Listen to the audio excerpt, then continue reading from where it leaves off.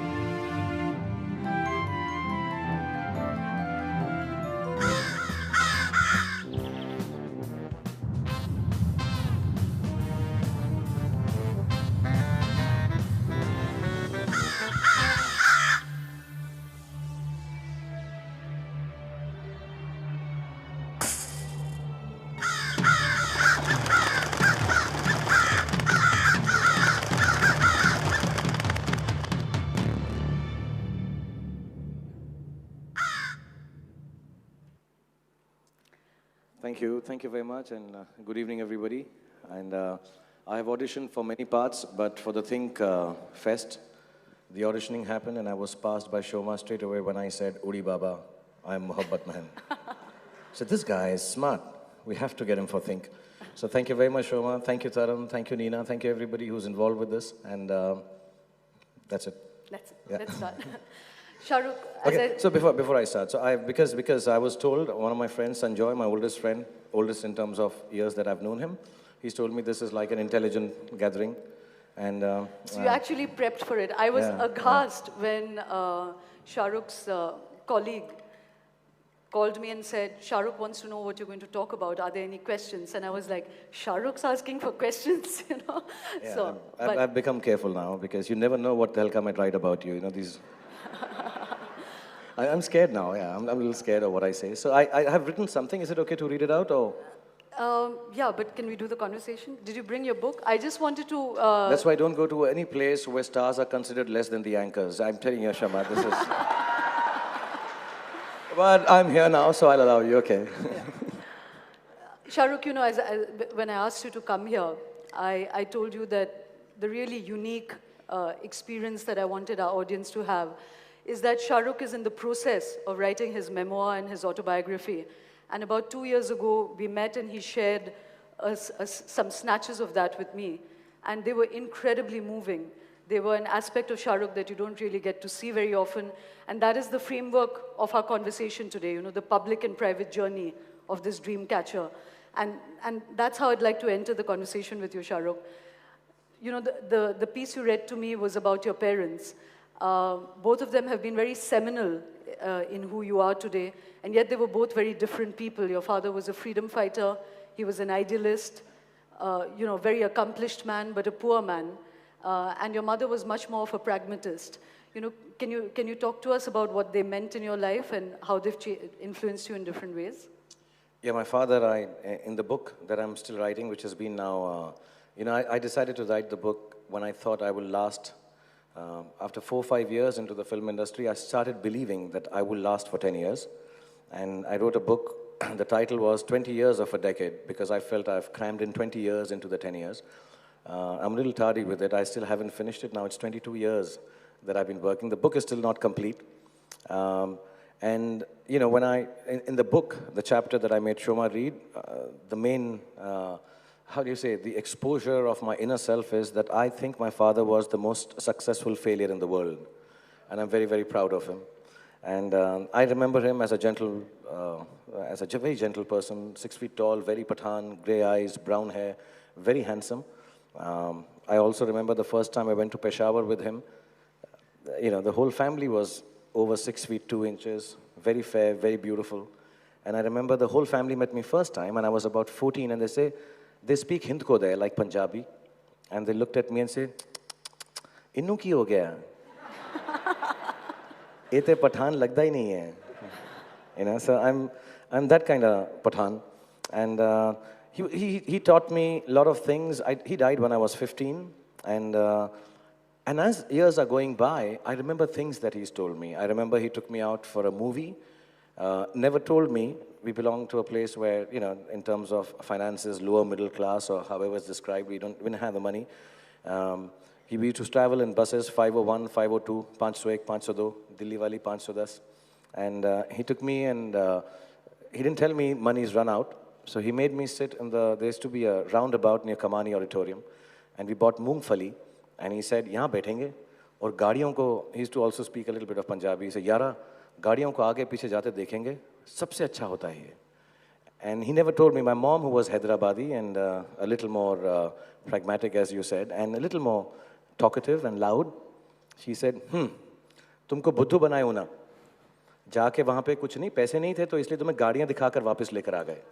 So my mother was extremely, I think after he died, she kind of dedicated her life to look after us.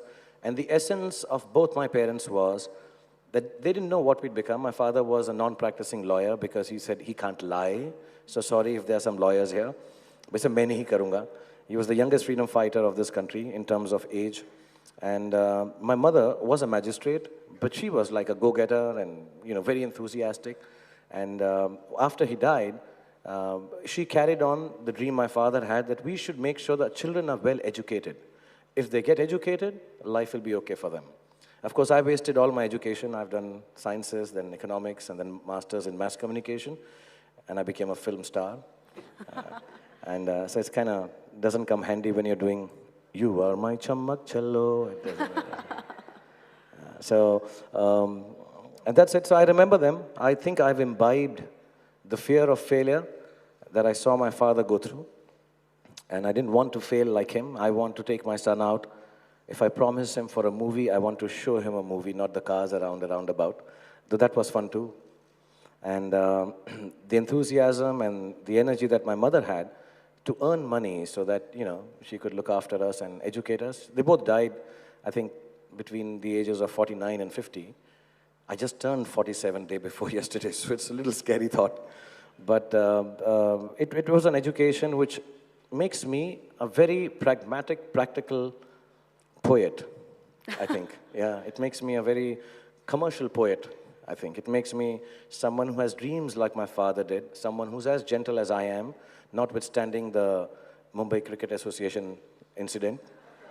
We'll come to that. Yeah. But yeah, so I'm a believer. I'm a little idealistic and utopian and thoughtful and gentle like my dad.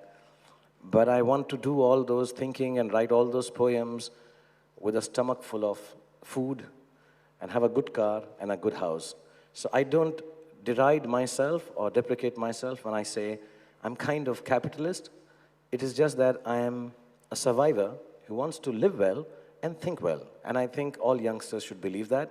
If you isolate one of them, I've been hearing amazing amount of dedicated work from some of the people, extremely educated and highly positioned jobs, leaving everything and looking after a cause which is close to their hearts. I would like to do that, but being from the place I believe which is kind of honest, I like to do it with the money that I earn from this capitalist, this in-your-face business-like job that I do.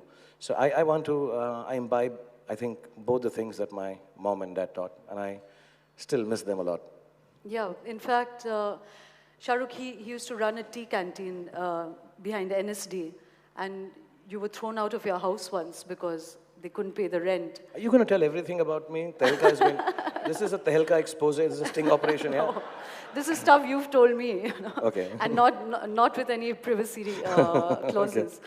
But, you know, in fact, in an interview some years back, and why I'm asking you all this is because it's very much the man you are, and you know, some of that comes through in the tweets that you do at 3 o'clock at night and 4 o'clock at night, not when you meet you on the stage or on the cinema screen. And you said that your sister, you know, your mother died in very difficult circumstances, and you said your sister also is a kind of daily reminder that you cannot have the life that your father has, you know, your father lived and your father had. Can you share that with us, you know, what really happened? Because a lot of that went into making you the kind of superstar that you are. Yeah, my father died of cancer, throat and liver. It started with throat, and I remember the last few days, he couldn't speak. So we used to play dumb charades, and you know, we used to kind of, he used to write stuff, then he couldn't write stuff, so he would say, call, little, and then brother or sister. So I remember this was at All India Institute of Medical Sciences, Safdarjung Hospital. And he obviously, like any father, was in love with his daughter. And she was very beautiful. Everyone used to think she looked like Jane Fonda. Meri puri family bahut sundar hai. Just to let you know.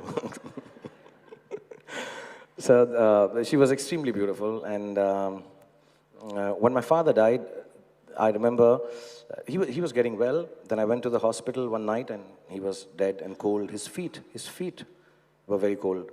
So I touched his feet and he was very peaceful and dead and not looked like the handsome Pathan he was. It's very thin.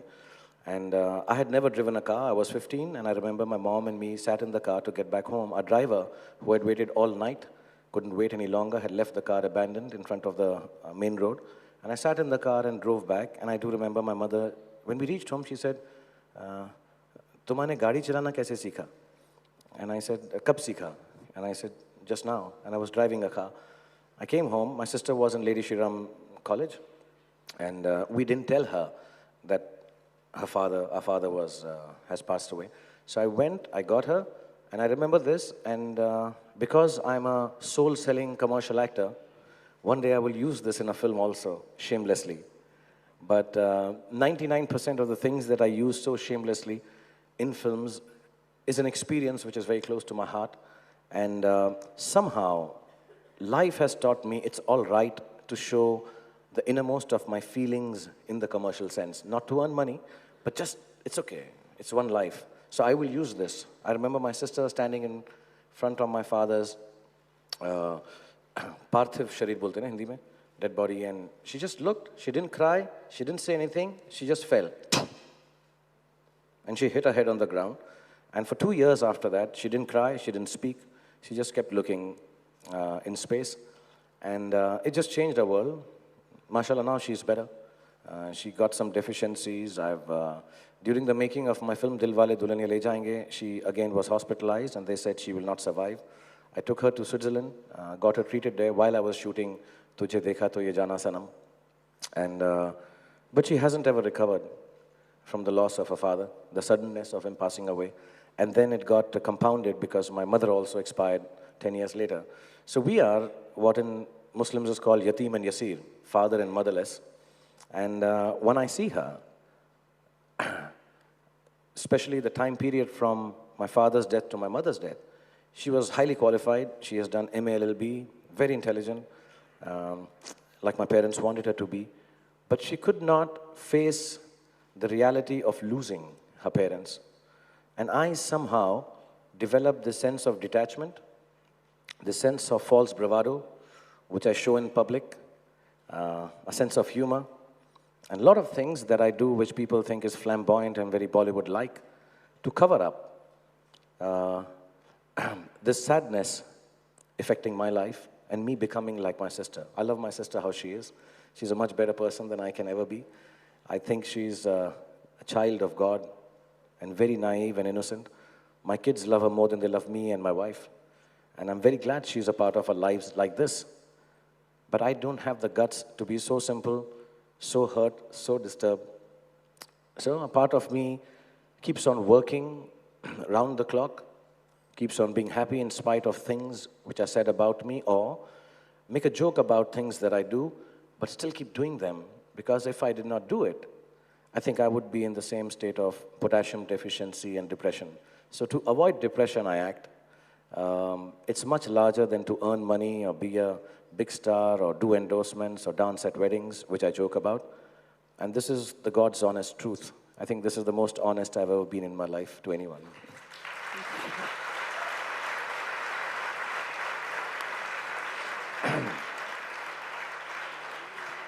Shah Rukh, before we move away from this series of central events that happened in your life and you know how it continues to pursue you, would you share with the audience that snatch about your father passing away? Did you bring it with you?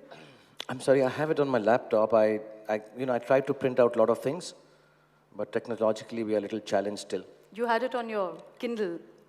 Yeah, if I can get the laptop, I'll ask them to bring it and do it in a moment or two. Okay, Yeah. so we'll come back to that. Have I screwed up major with this disorganization of mine? No, I'm really sorry. Okay. Oh, no, it's here. Okay.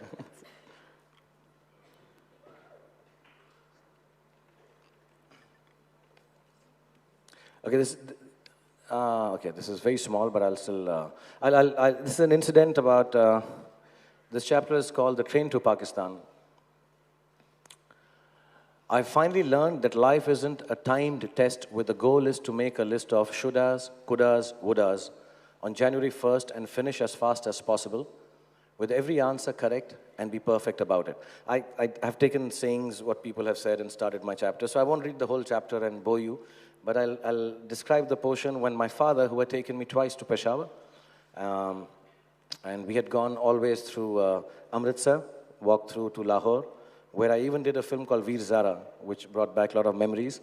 And I cried there because I had done the same with my dad. So I'm just reading you the last part, where the second time we went, every time my father told me a lot of stories about how wonderful his hometown was, Kisa Khani and Lahori Di Hatti, and kitne log khush the aur kitne achhe the. My father, by the time I was born, wasn't doing well business-wise. Wives, as they are always, were, tum kuch karte kyun nahi, kind of a thing. So I think he needed to go back to his past to keep on telling me how wonderful it was. And he took me twice to Peshawar. This is the second time in 1980 when he took me. So I'm just reading the last bit, which I read to Shoma. My father got me back to Peshawar once again in 1980. The second time round was also turning out to be as exciting. But without my knowledge, there was something else taking place right under my nose. I was told by my father's friend that all this niceness that my cousins were showing me was to impress my father into leaving his share of property in their names. I still don't believe that was true, but my father seemed to be dejected when we returned back to India. My father was always very proud of his family and their achievements, but in retrospect, I think that his going back to his family was not as great an experience as he'd anticipated. He was a very loving and gentle person, never having screamed at us or reprimanded us. He had left his house when he was 16. He had tried desperately to try and make things work in India. I think at times when he felt he hadn't succeeded with his duties to his family in India, he had taken courage from the fact that his family in Pakistan had brought him up well and he would be able to fight back. Maybe his journey back home was to refresh this resolve. And he had taken his little son along to give him a taste of his lineage. I think it was like trying to revisit his past and pass it on to his future. It's like when you are a little lost, you try to retrace your steps to figure out where you went wrong. But the past had changed with time. It was not the same for him. The memory of all the anecdotes and good times he had collected with pride over the years seemed tainted by the bickering and fight for something as menial as the possession of his property rights. He had got his son along to introduce him to his proud past, but the past wasn't there. And what was left of it was not something to be proud of either. Instead of finding out where he had gone wrong, he realized that the beginning itself was a mistake. He was too far gone to start all over again. Neither side seemed to be his. He was in the no man's land. I remember him crying while walking along the no man's land between Pakistan and India, and I felt sad for him. Little did I know, by the time we got back, I would have to start feeling sad for myself. My father was beginning to die. And this is an incident where I remember we were between the no man's land and between India and Pakistan. And he kind of said to me, you know, I know there are a lot of confusing discussions about India, Pakistan, and I'm okay if this leads to some kind of controversy. But, you know, he was like, Yara, tu wahan chalega na? To wahan pe, somehow he just told me, khana bhi better hai, log bhi अच्छे हैं, प्यार भी बहुत करते हैं. And he used to keep telling the bamboos are better in Peshawar. I don't know, for some reason. I've never found that out. Yeah, bamboos are better in Peshawar. And you believe your father, whatever he says. So till my dying day, I'll remember the best bamboos come from Peshawar for some reason. Yeah. And I remember he was walking in between the no man's land and he started crying. And you know, to see your father cry is like a mega thing for a 14-year-old kid. And he said, I said, but it was really nice, your country. And he said to me, you know, actually I'm feeling like neither that nor that is my country. This is my country. The no man's land that he was walking on, because he somehow felt he's not succeeded here, and his, you know, his past was not good enough to take him through where he wanted his son to be. And I truly believe that visit, not because of his cousins and his brothers, you know, that's whatever, that's a young kid's belief, but I think he just got so completely wasted by the fact that, you know, neither of the two things were working for him, his past or future. And I think he died that day while walking back. Because he died about 3 months after that. He came home and he fell sick, and yeah, so in spite of people telling me politically not to go to Pakistan, I have other reasons, which are a little more personal. Thank you for sharing that with us, Shah.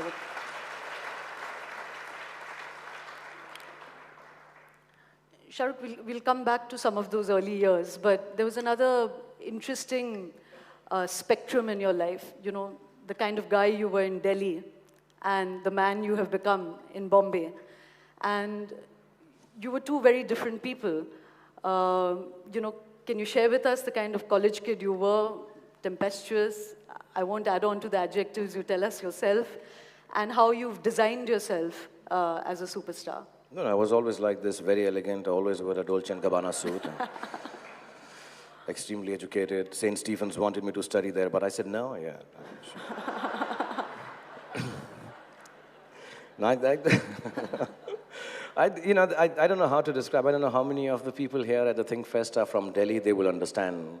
Are there lots of Delhiites? Yeah. I'm a Delhi boy. So there is a bit of, a lot of Delhi in me. And I think, in a nice sense, I say it, please. I think I'm a Delhi ka gunda. Delhi में जो भी पैदा होते हैं, बड़े होते हैं, वो गुंडे ही होते हैं. ओए, इधर आओ साले, नीचे को आ, साले क्या देख रहे हैं? इधर आ. तेरी माँ की, तेरी बहन की. So I was kind of like that, brought up like that. I was in an Irish brother school, so I was having this strange dichotomy of being brought up where, you know, everything was where, you know, everybody spoke like that and talked like that, and, you know, in the morning we said the morning prayer and your shoes are not shined, Mr. Khan. So I was called Mr. Khan even. As a matter of fact, I was called Mr. Shah because, yeah, because we don't write Khan till you're 18, so my name was Shah Rukh. And my Irish brothers thought that either my name is Mr. Shah, my parents' name, or Mr. Rukh. So I was, yeah. So I was like, you know, Mr. Shah. So I was Gujarati for a part of my upbringing. So I used to play hockey, and in Delhi everybody just fights for their rights, and For their rights. in a nice way. And I was brought up like that. When I came to Mumbai, I got into a lot of fights, and I didn't understand the stardom stuff. I'm from Delhi, you talk nicely, everybody has to be well-mannered. I'm very well-mannered, I'm very courteous, I'm very, that's the upbringing I have in the Irish brother school, St. Columbus. So I'm very well-mannered, but badtameezi mujhe samajh nahi aati. So the first time when I came, I remember there was a magazine, which I was just talking about downstairs with Tarun and everyone, where they kind of put me on the cover of a magazine and had written a line that I had sort of been, how do you put it decently in a THiNK Fest, physical with a co-actress, yeah. And I hadn't been. You don't have to get that decent, Shah. Okay. So I was banging the shit out of this.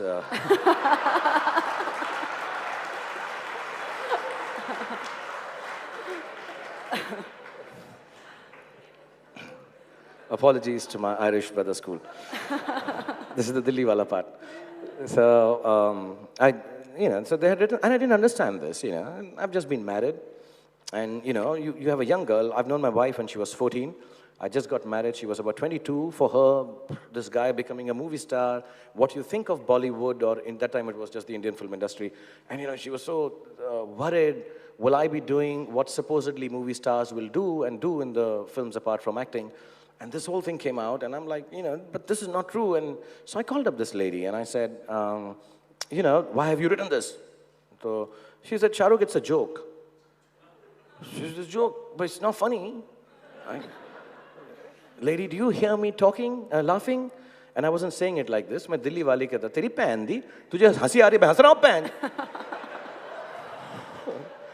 It wasn't a mistake, I think, but she didn't understand what I was talking, because I was speaking in Delhi language. तुम वहीं पे रुको, मैं आता हूँ, मैं तुम्हें देखता हूँ. And all. And I went there, I fought, I beat up people, and I did some really, really nasty stuff, which is a natural thing the Delhiites do. They don't know in the other parts of the country it's considered nasty. So I behaved really badly, and I was jailed, and my father-in-law had given me, as they do in Delhi, in Punjabi weddings, a sword to carry on the ghodi when I got married to my wife Gauri. And I carried that sword to that journalist's house. You're exaggerating now. Yeah, my father-in-law had told me, he's an army officer, so he said, son, make sure you protect my daughter. So nobody was saying anything to her daughter, but I thought this is a good weapon, and it's sanctioned by the Indian Army, so so I went there, and I remember that young boy, he's shifted to Vancouver since then. Yeah, but I talk to him now that I've become a gentleman. So he was sitting there, and in his shorts, and the whole office was sitting there, and it was a kukri actually, it was not even a sword. So I took the kukri and I stuck it between his legs. And I don't know why, like an idiot, now that I think of it, I looked at his parents and I said, I'm gonna cut him up. And the poor, this old couple were just sitting, they didn't understand anything. They were like, so many other people have come for dinner and a chat. Why is this gentleman behaving like this, beta? And why is he trying to do this with his sword between your legs? And so I got into a big fight, and then one day, next day, and I thought I've done the Delhi wali thing, कि pan के साले अगली बार किसी ने किया ना काट डालूंगा, तोड़ डालूंगा, फोड़ डालूंगा, तुम्हारी मादा. Like kind of, I've repeated my dialogues at MCA, जिंदा गाड़ दूंगा ज़मीन पे, and I did all that stuff. And then I went away thinking I won this battle. Next evening, I was shooting for a film called Kabhi Haan Kabhi Na, which is one of my favorite films, and I was doing I was acting like a comic don, ironically. And cops came who were very sweet. They talked to me, they took pictures with me, and then they said, Saab ne aapko bulaya hai. So I said, yeah, of course, I'll come. Yeah. My mother was a magistrate. I've been in jail in Delhi many times. And my mother, these things work in Delhi. You can kind of make a call and say, Meri mummy magistrate hai. So I used to be. So for a few fights and all, my mother had gotten me out of the lockup. So mom wasn't alive, but they took me, and they took me after 6 o'clock, so I can't get bail. And so I remember there's this gentleman, Inspector Mr. Khan, and I went in and, with my swagger, this was the chair, he was standing there, and I'm like, yeah. I was from Delhi, so I used to walk like that. So I stood and I said, yes, what's this? I said, "Baitho nahi!"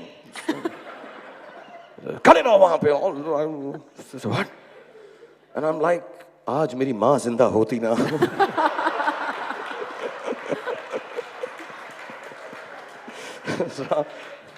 So he put me in a lockup.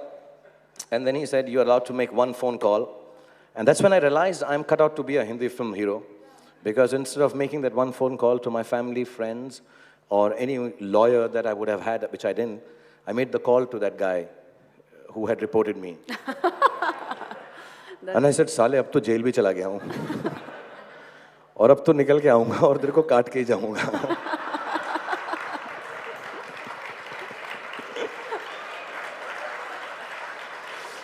And, is this going to get me in trouble? I doubt it. You think and if it will, you're well prepared. You've had long training. I mean, this RTI, India Against Corruption, won't take out these papers and put me back. Okay, so I do remember that I went back to the guy's house. There were cops outside his house. And I asked for a light from one of the cops who was very still. "Shah Rukh Khan, Shah Rukh Khan." He lit my cigarette. I opened the window, looked at that guy. I said, "I'm coming and get you now. I'm going to be very mean to you." I threatened everyone in their office. But then, it so happened that they put my fingerprints and, then this Inspector Khan Saab told me, "Revenge tastes the sweetest when it is served cold." So, वो 19 साल पहले की बात है. मैं अभी भी wait कर रहा हूँ कि कब वो वैंकूवर से वापस आएगा. But I just felt I was very embarrassed. And I decided to change myself because the wife was very disturbed. Nana Patekar got me out of the jail, finally. And he was very sweet. And on a weekend, there is an evening court that gives you bail or something. And I tried to be decent. And I kind of have changed now. I try to be the more Irish brother school educated than the Delhi University wala hockey player.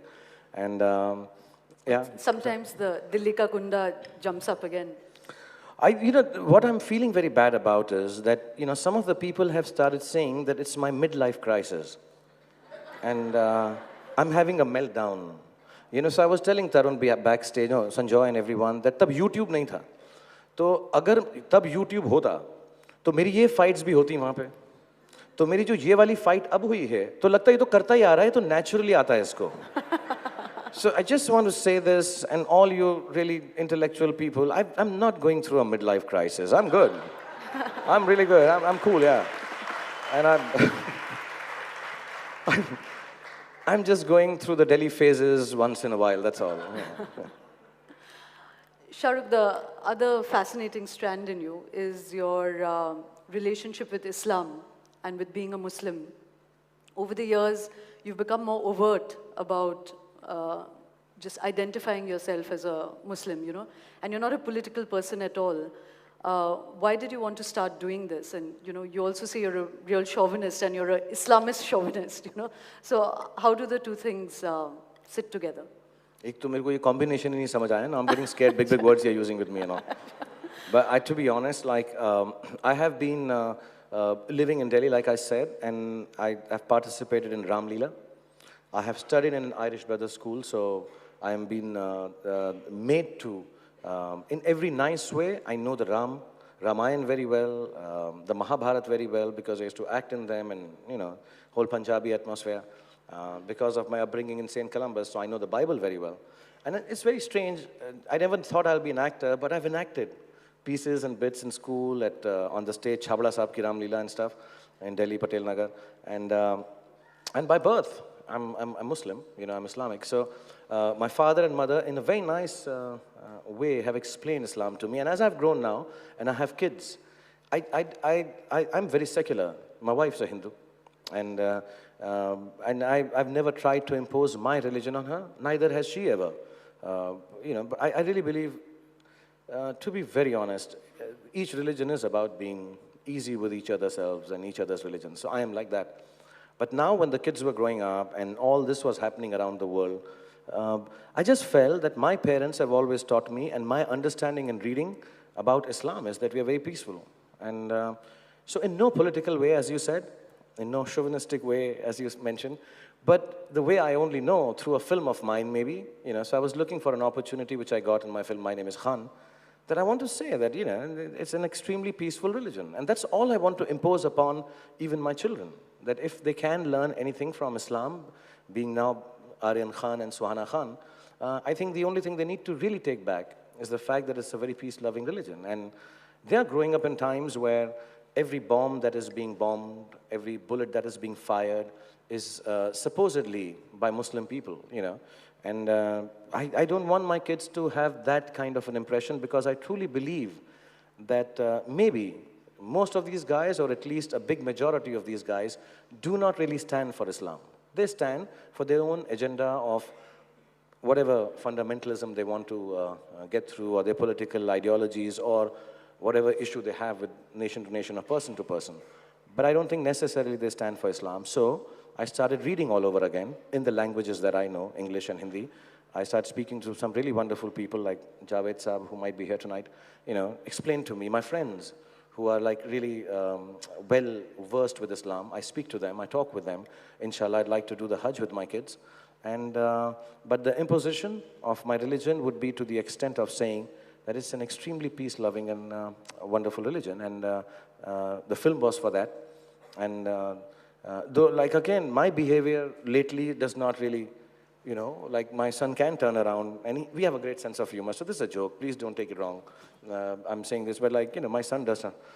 And I got into this fight with another person at night, and, I came back and I woke them both up.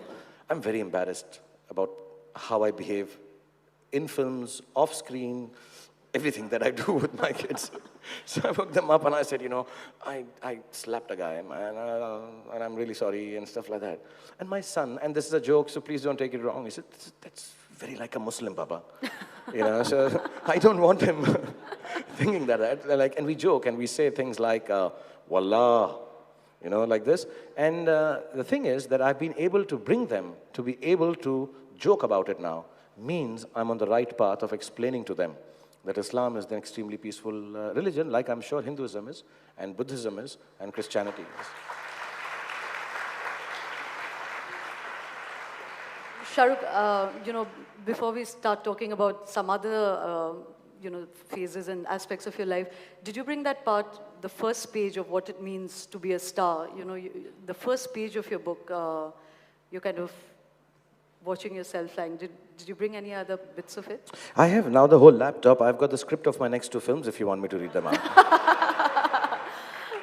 But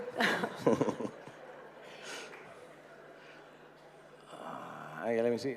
This is actually, sorry, this is the last chapter. Oh, okay. So, sorry.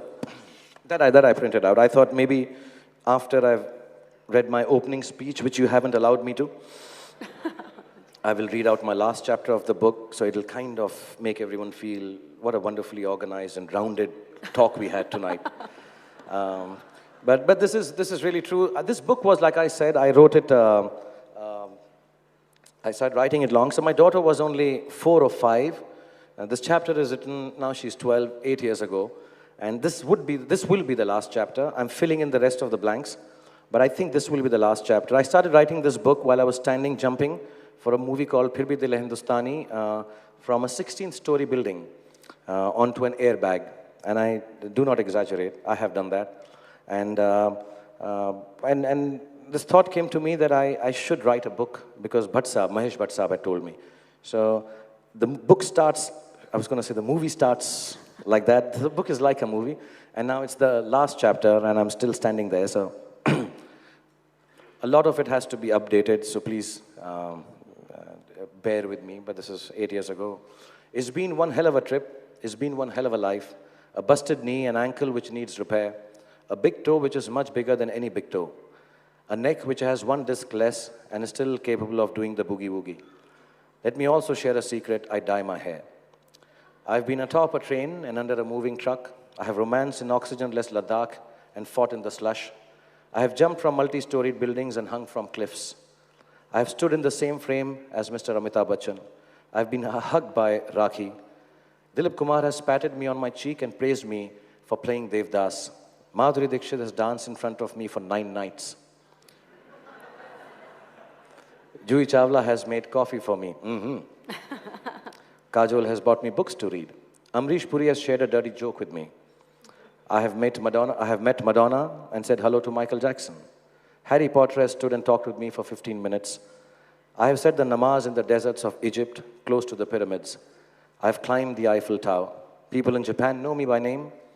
Mothers in Indonesia and Guyana call me their son. Yash Chopra and Subhash Ghai are my friends. Mani Ratnam thinks I can act a bit. Urchins on the road copy my way of talking. Barber shops on the roadside have a haircut named after me. I have a nice house and lovely children. My son thinks I'm a hero. And this is 8 years ago. And my daughter thinks I'm Amir Khan. Yeah.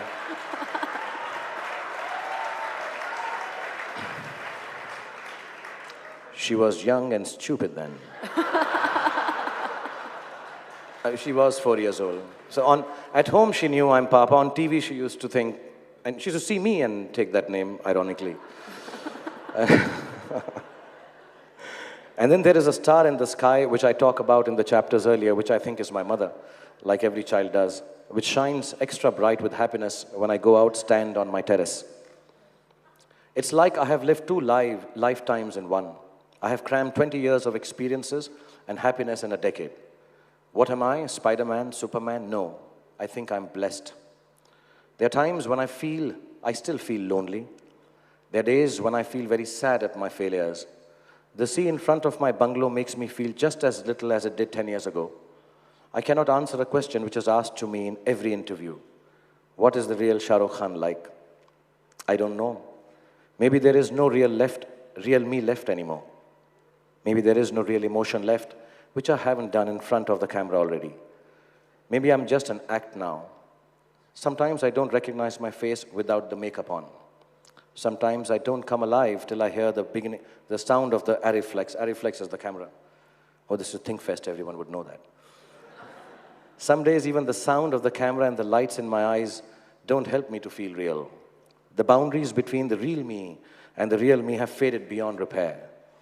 Do I love like Rahul, or does Rahul love like me? Is it Raj's anger, or am I angry playing Raj over and over again? I know I would never throw a girl off a terrace, but I'm not sure if, like Devdas, I would destroy myself for a girl. Maybe, maybe not. Would my son grow up to be normal? Would my daughter realize I'm not Amir Khan? I don't know, and I don't care really. Have I paid a big price for being a star? No. If I was given a choice, I would do it all over again and would be willing to give even more. Would I die happy? Only if my last film was a hit. As for now, I'm looking forward to the next 20 years. Just when you thought it was safe to assume I will retire now that I've written a book, I'm going to subject you to another decade. The green cloth is fluttering behind my back. The 40-odd feet don't seem too much. I know why I do this. I do it because I'm an actor. I spread out my hands, close my eyes. I can hear the storm fans loud and clear. I see my son's face. He thinks I'm a hero. He knows I have wings. I know too, God is kind and with me. I also know I can fly. I let go, I'm flying, and so is the rest of the world with me. To be continued after a decade later.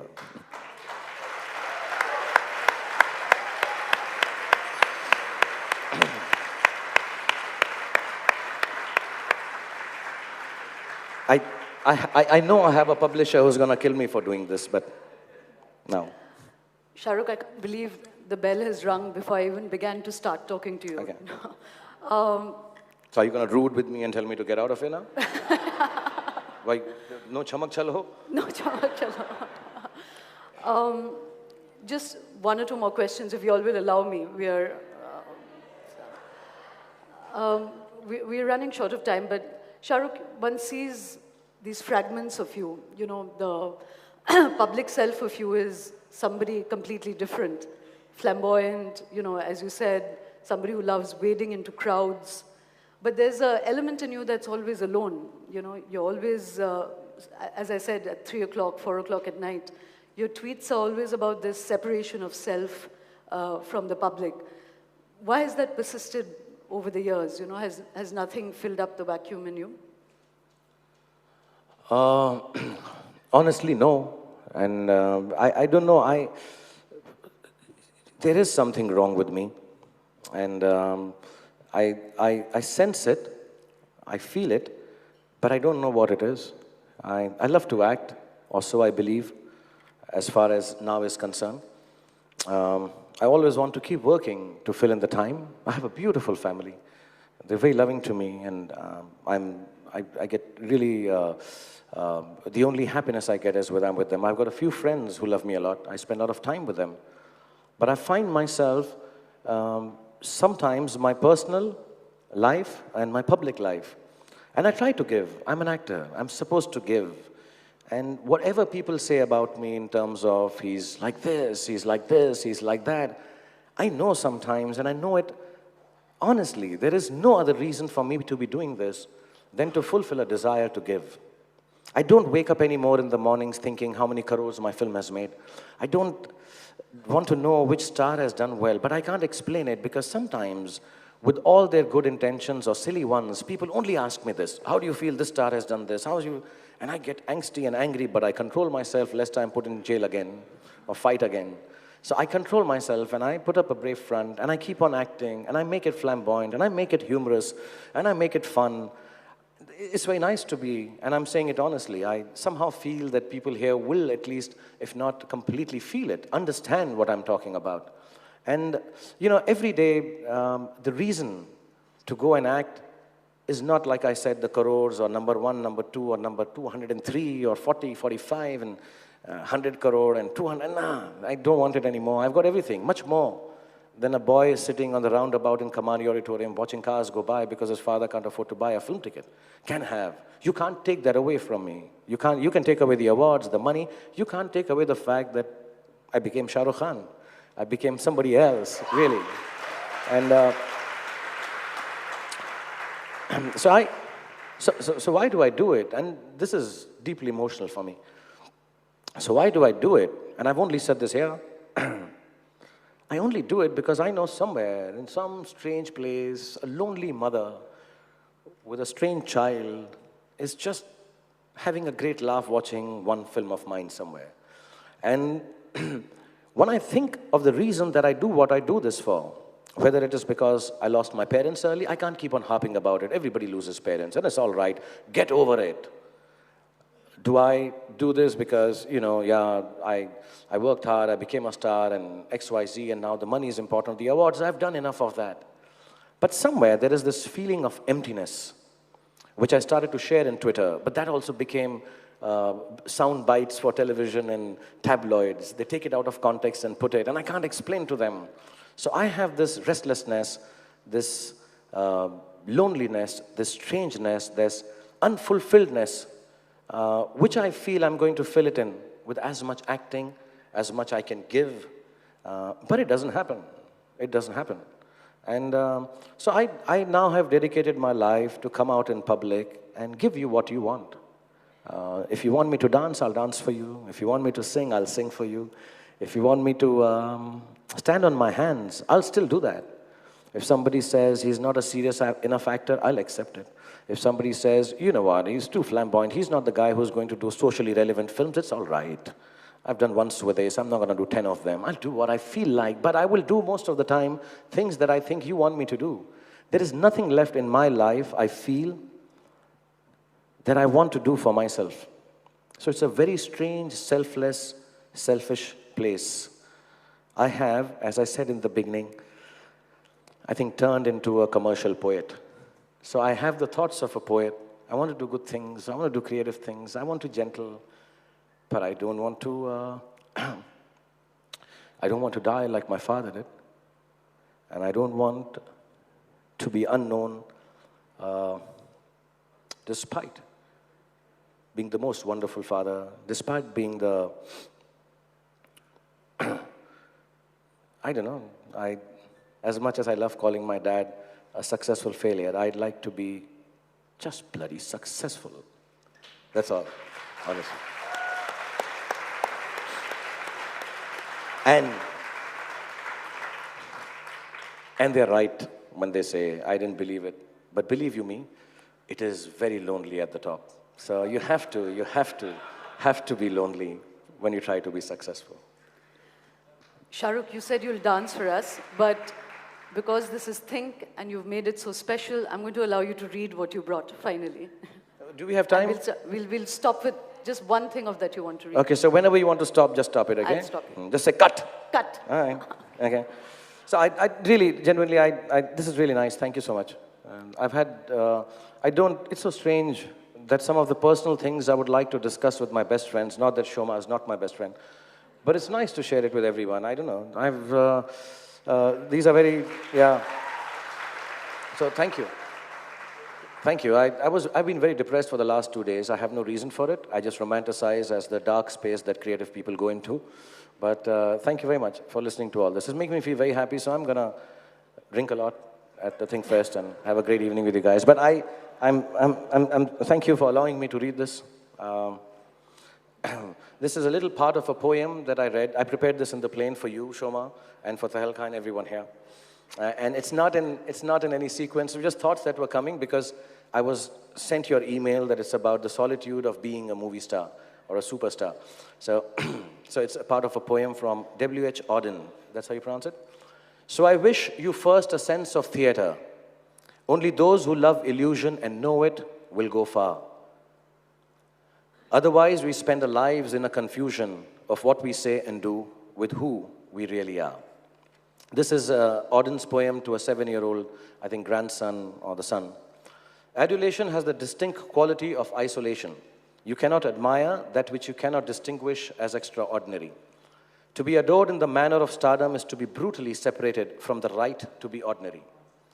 Paradoxically, this severance results in making nothing more stark to a man than his own ordinariness. I'm aware of it. He may layer it, hide it, or pretend it away, but he feels it in the most naked of ways. Stardom presents a unique opportunity to accept or reject ordinary because the isolation it imposes has 2 aspects. One is to enable detached clarity, the other to cloud reality entirely. It is easy when faced with the truth about one's ordinariness to turn away from it. The way of the mist is to diffuse form. It is easy to unravel also. Hard to hold the imperfection of yourself and sift unbridled adulation into a genuine love for your craft and person. It is hard, but it is possible. It is possible when you begin to create for the sheer joy of creation, or creating because somehow you're not in the business of destruction. Acting is an art form. It is often mistaken as the ability to pretend, but in fact it is the ability to mirror different selves onto the canvas of your own being. It is the art of becoming a new self with complete honesty. An actor true to his craft cannot reject his imperfections. He embraces them and turns them into creative force.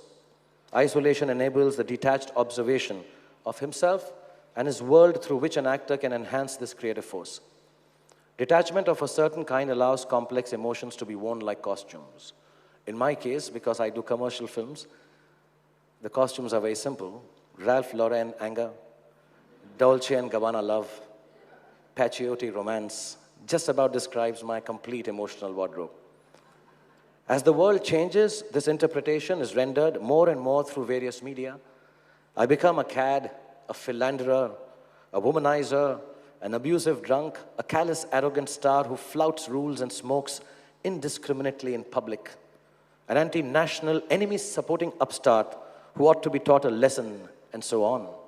Or a perfect family man, an astute businessman, a doting father, sex on toast, or even just a guy who smells beautiful. None of this has to do with who I really am, yet it becomes the way I'm perceived by many. Here is where my public journey deviates from my personal experience and sometimes pushes me into a more isolated space than I wish to be in. Detached or attached, the one thing I cannot avoid is what my persona is interpreted as seen from the outside. As honest and similar as I believe my public and personal appearances and beliefs are, I do get overtaken by what people want to perceive of me because of being completely objectified over the last 20 years. My emotions and actions are all objects open for sale and analysis. I'm a billion-dollar soul-selling machine who romanticizes sleeping on Mumbai sidewalks before becoming such a beautiful object. But I do not gain satisfaction from the money I earn, from how many crores my movies collect, as I said, or for whether I'm rated as number 1, 2, or 203. I never wake up in the morning wondering about who has become more popular than me. It is of no concern to me. I gain satisfaction from the aspect of my art that allows me to give. I feel satisfied at the thought that somewhere in a home I do not know, a mother and her little son watch my movie on an otherwise dull day and laugh at me. I gain satisfaction at the fact that people leave the cinema with lightness in their heart, feeling love, feeling the possibilities of romance in their everyday ordinariness of their daily lives. However unreal it seems to critics or lovers of reality, I serve reality with chocolate-flavored popcorn, available only in large size and fizzy soda to go with it. And yet, this last bit, I heard the bell. And yet, I live reality in its crudest form, where every human defect and perfection is magnified, where every desire, every aspiration is stark like mine, where every power drives an enormous system towards its own growth and churning and even destruction, but it tastes bloody good. And through all this, I'm surrounded by 100 managers and PRs and producers and financiers and audiences. And the only way I keep it sane is by clinging to the only person I know the best, myself, all alone. But to be alone amidst millions of admirers is no tragedy at all. It is beautiful, especially if we can use it to view the world, as I began the speech with, a sense of theater. So welcome to my theater, ladies and gentlemen.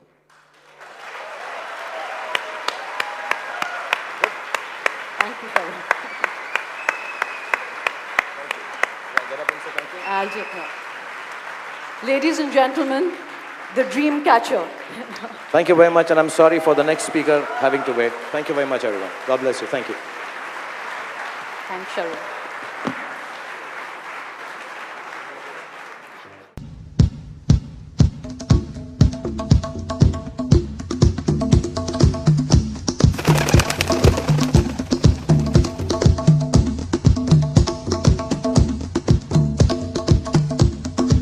I have a dream that one day on the red hills of Georgia, the sons of former slaves and the sons of former slave owners, we shall